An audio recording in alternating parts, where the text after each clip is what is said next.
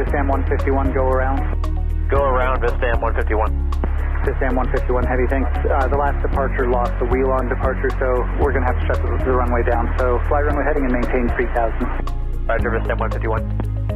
Omnicon 7 heavy, we're going to have to... Welcome to Brasher Warning, the podcast that dives deep into aviation incidents with sharp analysis, insightful discussions, and just a touch of edge.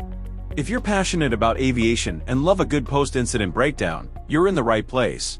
Before we take off, be sure to subscribe, leave a review, and share with your crew.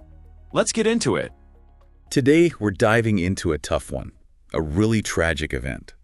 The crash of a survival flight Bell 407 helicopter, January 29, 2019, near Zaleski, Ohio. We're basing our deep dives mostly on the National Transportation Safety Board's accident report, the NTSB report. It's a very detailed account of what happened, and honestly, pretty chilling. It goes, beyond just that particular flight. It looks at the bigger picture, the systemic issues, the safety culture at survival flight, and even gaps in FAA oversight. Right. We need to understand all that, like what could have been done differently. The NTSB, their findings, they offer really crucial insights, how to prevent this kind of tragedy in the future. Okay, so let's start with the flight itself. Can you just kind of paint a picture for us what was going on? So it was a nighttime flight. It left Mount Carmel Hospital. They were going to pick up a patient at the Holzer Meigs Emergency Department. And the weather at the departure location was clear, but there were reports of snow showers along the way. IMC. Right. IMC, that means that the pilot has to rely on their instruments, right? Not visual cues. That's right. Makes things much trickier, especially at night. Adds a whole other level of risk. Yeah, definitely. What do we know about the pilot, their experience? The pilot was experienced, but had limited time. In this specific type of helicopter, the Bell 407, and there's no record of them having specific training, in-flight differences training. Oh, okay. So that training is meant to address, the differences in handling between helicopter models. So even small differences could matter in a tough spot. Absolutely. And to make things even harder for the investigation, this helicopter didn't have the black boxes. Yep. No cockpit voice recorder. No audio. Yeah. Of the communications. Right. Or data about the helicopter's performance in those last moments. Nope. Makes it much harder to piece together what happened. So let's talk about the crash itself. What do we know? Well, the helicopter hit some trees around 6:50 a.m. while flying through a band of heavy snow. You can imagine visibility would have been terrible. Most likely, they ran into inadvertent IMC. The weather got worse while they were in the air, and they were suddenly in instrument conditions. It looks like the pilot tried a 180-degree turn, a pretty standard move, to escape bad weather, to get back to clear conditions. Trying to regain control. But for some reason, we don't know why, the pilot didn't maintain altitude during that turn. So the helicopter went down and hit those trees. Were there any mechanical problems that might have contributed to the crash? They didn't find any evidence of that, no mechanical malfunctions. So we're looking at human factors here. Okay. And the organizational context. Which leads us to survival flight and their safety culture. This is where things get really interesting. The report is concerning. Yeah, a lot of red flags. The NTSB talked to a lot of people, current and former employees of survival flight. A lot of them said there was this constant pressure to accept flights, even when there were safety concerns. So they were basically told to fly no matter what. Kinda, yeah. And it wasn't just internal pressure. Survival flight was telling hospitals that they had different weather minimums than other companies. So they were saying they'd fly when others wouldn't? Basically. So there was this incentive to push the limits. Were there consequences for refusing a flight? Yeah, pilots and crew members. If they put safety first, and didn't complete a mission, they got reprimanded or pushback from management. Wow, so they were penalized for making the safe choice. That's what it looks like. And to make matters worse, there was this rule at survival flight, an unspoken rule. Flights had to be in the air within 7 minutes of being accepted. So you can imagine that kind of pressure to get in the air quickly. It doesn't exactly encourage careful risk assessment. No. Sounds like a really intense work environment, potentially dangerous. Yeah, especially with all the inherent risks of flying in those conditions. Which brings us to the next thing, risk assessment, how that played a role in this whole thing. So the NTSB, they found that the pilot made a really quick decision. To accept this flight, they looked at the weather for just 28 seconds. 28 seconds. That doesn't seem like nearly enough time to understand what's going on. In potential IMC. Yeah. a really short amount of time to make such a consequential decision. And on top of that, the risk assessment form Survival Flight was using wasn't good enough. Didn't look at important things, like other pilots refusing this same mission, or the chance that the weather could get worse while they were in the air. So even the tools they had were setting them up to fail. Yeah, kinda. The NTSB actually pointed this out. They said that if Survival Flight had used a better form, like the one they recommend as a model, this flight probably wouldn't have happened. Wow, that's pretty powerful. Just a better form. Could have made a difference. It shows you how important it is to have good risk assessment, especially when you're talking about these helicopter air ambulance flights. Yeah, it's life or death stuff. So it seems like the problems went beyond just this one company. The NTSB report also mentions concerns about the FAA and their oversight. Right. They found out that the FAA inspector, the one assigned to Survival Flight, didn't have a helicopter rating. And they didn't have much experience with helicopter air ambulance operations. So the person whose job it was to make sure Survival Flight was operating safely might not have known enough to do it properly. It definitely raises some concerns about whether the FAA was doing enough to make sure everything was safe. It's possible that this lack of experience meant they missed some warning signs. That's disturbing. Let's talk more about the HEMS weather tool. You mentioned that earlier. Can you explain what it is and why it's important in this case? Okay, so HEMS stands for Helicopter Emergency Medical Services. This tool is made for HEMS operations.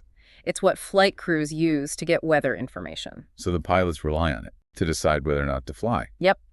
And the NTSB found a big problem.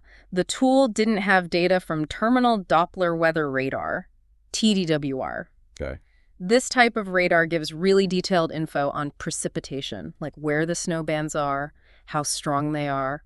So the pilot didn't have the info they needed to know how bad the weather was going to be. That's right. It's a real shame. The tool basically gave them a false sense of security because it wasn't showing the whole picture. Wow. And to make things even worse, it didn't even say where the radar coverage was limited. So the pilot wouldn't know if there really wasn't any precipitation or if it was just missing from the data. Exactly. It's not just about having data. It's about understanding the limitations of that data. The NTSB made a strong recommendation that the NSS weather tool needs to be updated. It needs to include TDWR data, and it needs to clearly show where the coverage is limited. That seems crucial. It's hard to believe that such an important tool was missing that information. The NTSB report also talked about something else, a long-standing issue.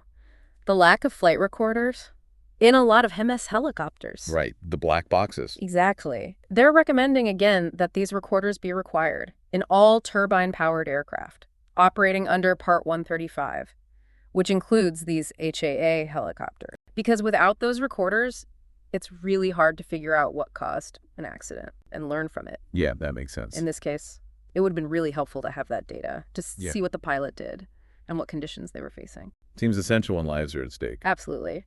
The NTSB also had some specific recommendations for Survival Flight to improve their safety practices. What did they suggest?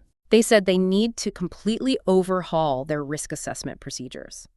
Pilots should be doing a thorough risk assessment before every single flight, and they need to document it properly, according to regulations.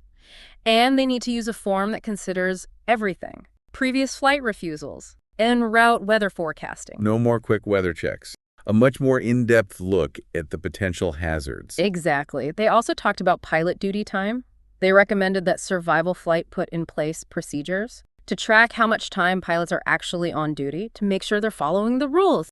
That's important because fatigue can really affect judgment and make pilots more likely to make mistakes. That goes back to that high-pressure environment where pilots might feel like they have to fly even when they're tired. Right. The NTSB definitely recognized that. Addressing fatigue is crucial for safety. So the NTSB can't actually force the FAA or operators to do anything, right?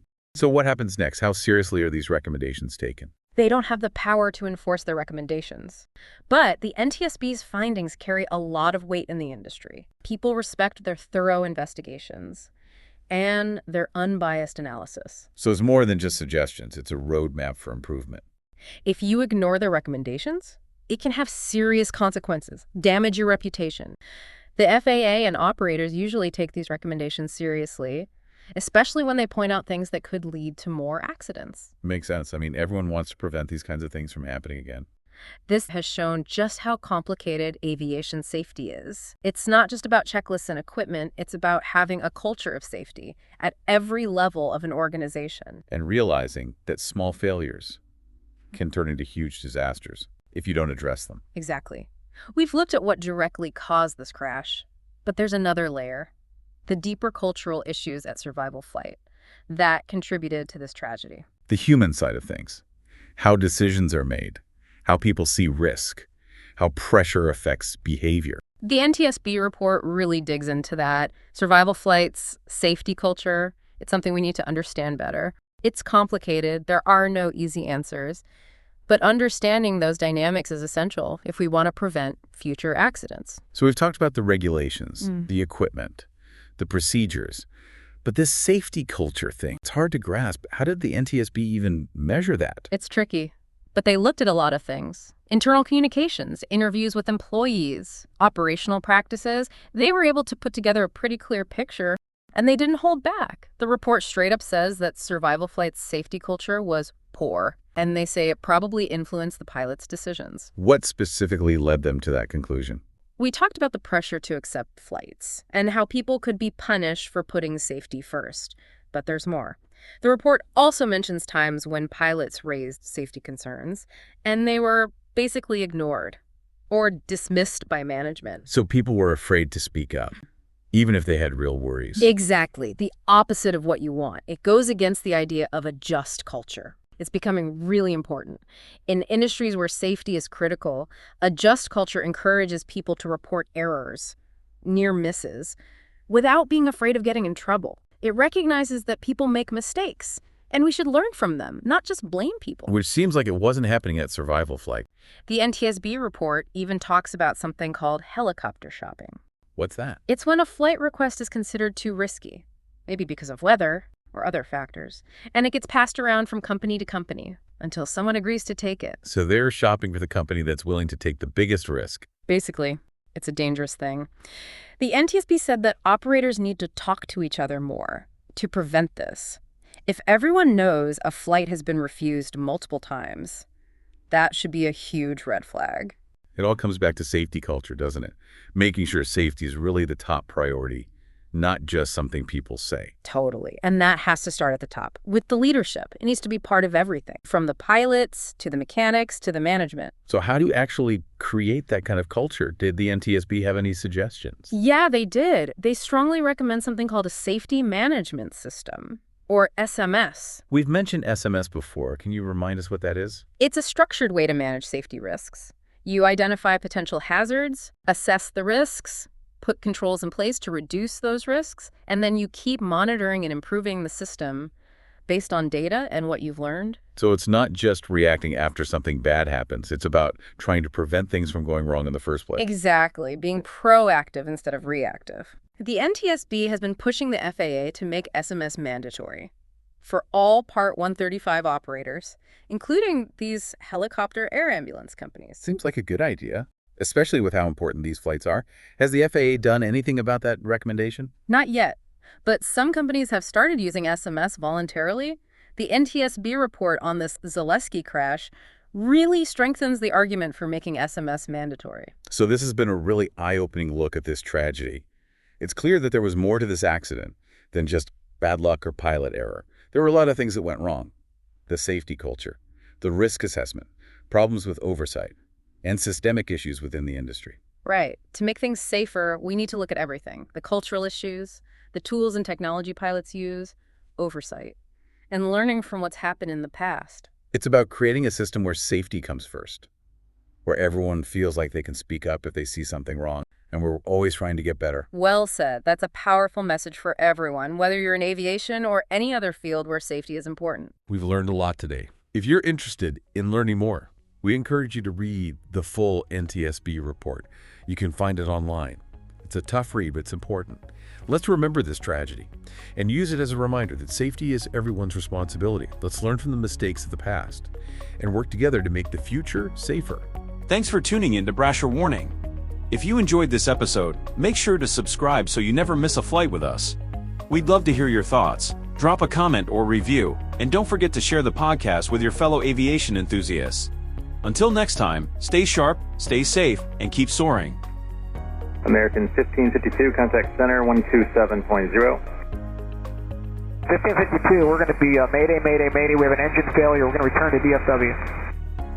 1552, roger. And which runway do you need? We'll take 18 right. Roger, American 1552, turn right heading 020, descend and maintain 8,000.